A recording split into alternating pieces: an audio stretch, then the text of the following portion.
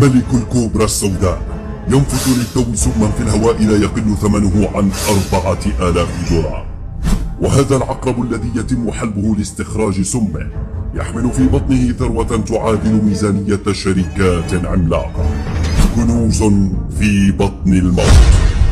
هنا حيث يستنفرون لعلاج السم بالسم.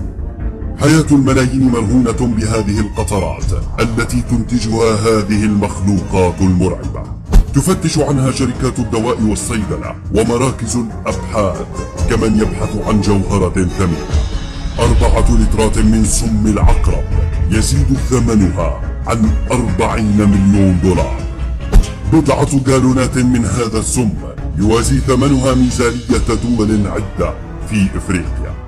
قد يبدو مشروعا تجاريا ناجحا أن تصطاد وتربي العقارب، لكن وبعيدا عن الخطورة الفائقة في التعامل مع لدغة تزيد 100 ضعف بقوتها عن لدغة النحلة، عليك أن تعرف أن جمع جالون من سم العقرب أي 3 لترات فاصل 8 يحتاج إلى استخلاصه من ملايين العقارب.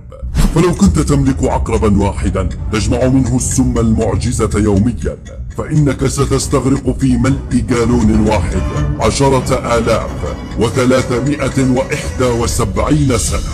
هذه المشاريع بحجم الدول بأكملها، لكن مبادرات شبابية عربية في مصر والمغرب والجزائر نجحت في هذه المشاريع، حتى إن فريقا مغربيا اخترع قبل سنوات قليلة جهازا يسرع من عملية حلب العقارب 4 أضعاف ويقلل من خطورتها بشكل كبير من خلال جعل العملية آلية لا يدوية.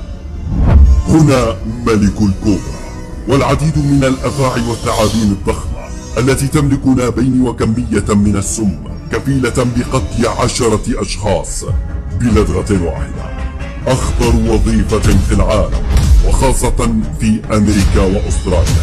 رجال أشداء يتعاملون مع الموت الذي ينتشر في الأقفاص. عليهم جمع كميات السم التي تحتاجها المخابر وشركات الدواء يوميا. يحترفون عملهم لكنهم على بعد قطرة من النهاية. 153,000 دولار ثمن جالون السم الذي يتم جمعه من ملك الكوبرا، لكنه ينتج كمية تزيد آلاف المرات عن العقرب في كل لدغة. هذه المراكز والمختبرات تصنع من الفك الشرس إكسير الحياة. آلاف الأرواح يتم إنقاذها سنويا حول العالم بسبب مضادات السموم. تركيبة سم العقرب التي توصف بالمعجزة تدخل في صناعة أدوية السرطان والتجلطات الخطيرة ونقص المناعة وغيرها. كل كائن من خلق الله يحمل ما يحمل من مفاجآت تسر خاطر البشرية.